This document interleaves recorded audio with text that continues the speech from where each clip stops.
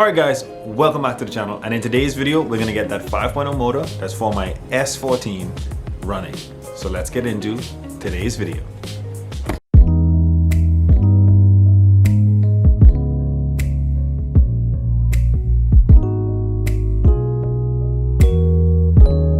Alright, so there's a few things I want to run over before I show you guys the motor running. This has definitely been one of my most favorite motors of all time, and yes, it is because of how simple it is. Yes, it is because you can start it on the ground, you can put it in a boat, you can put it in anything. Carbureted to me is definitely one of the easiest things for my brain to comprehend.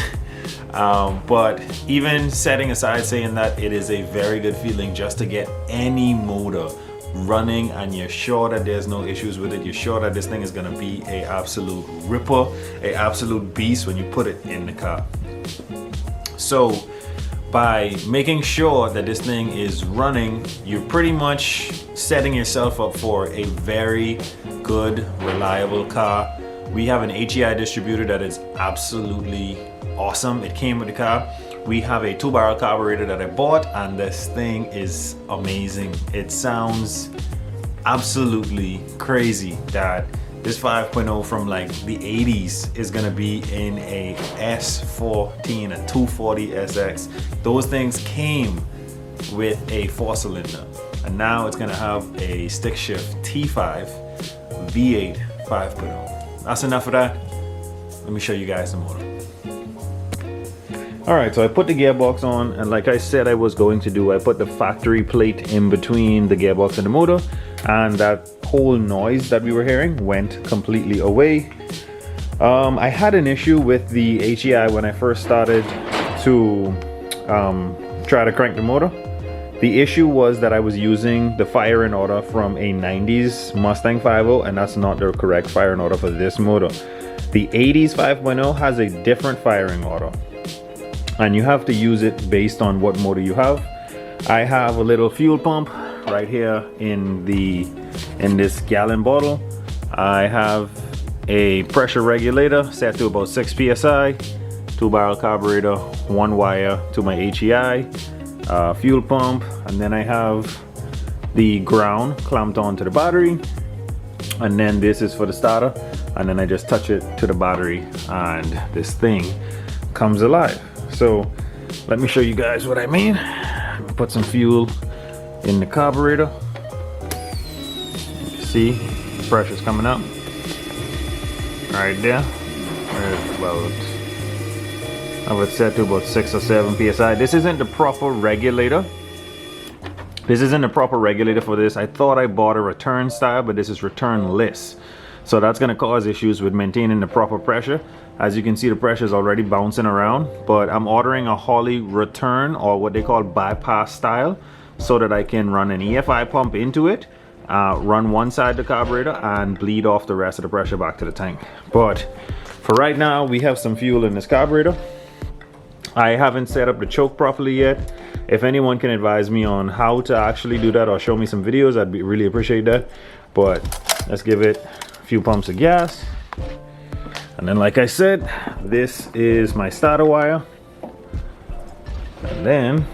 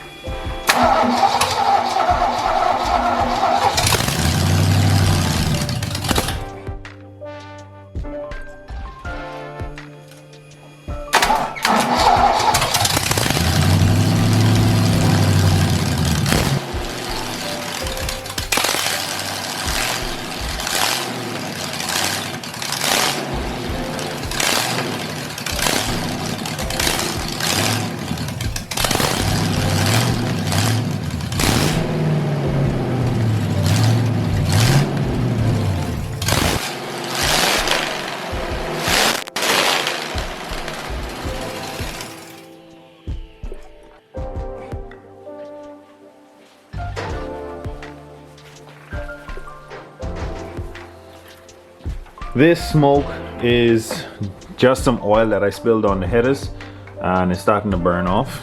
But as you guys can see, my 5.0 for my V8 swap, the S14, is an absolute ripper, and I can't wait to put this thing back in the car. All right guys, and there you have it. My 5.0 motor for the V8 swap S14 is running. And the best part about it is we need to tune that choke so that the thing can idle properly. I got to figure out the settings with that. Like I said, I'm not really too, up to date when it comes to learning how to tune, I guess, factory chokes or electric chokes. But I'll figure it out. That's for a whole nother video. The best part about it is we know for sure that this thing is a absolute ripper. This is gonna run. I'm not looking for 300 horsepower out of this thing. It's probably gonna produce low 200s out of this motor. What I'm looking for is a reliable car. I'm looking to put this thing back in the car and not have to work on it every 2 days for this thing to stay running. And the best part about it is I've had one of these motors before. I've had one of these cars before. I've had one of those HEIs before. This is like the most reliable setup that you can get. Absolutely easy to work on, not much moving parts. In the next video, we're probably going to change that water pump and we're going to be installing this thing back in the car, but we are absolutely sure now that this motor is running. No issues with the pistons, no issues with the rods, no issues with the crankshaft. As you guys have just heard, this thing is running very good. You can rev it and you see the flames coming out of it. I'm still trying to figure out an exhaust setup. What I'm gonna do is flip the headers forward, and if anyone can help me figure out what's the flange size that I need to order to put it on the exhaust pipes so I can run 2 exhaust pipes right out of my hood, because that's actually what I plan on doing. I would appreciate you helping me figure out how to find those flanges and which ones to order. But other than that, thank you guys so much for watching. We have the 5.0 motor running, and make sure to like, share, and subscribe. Always remember, don't drift without your dreams, and I'll catch you guys on the next one. My motor is running.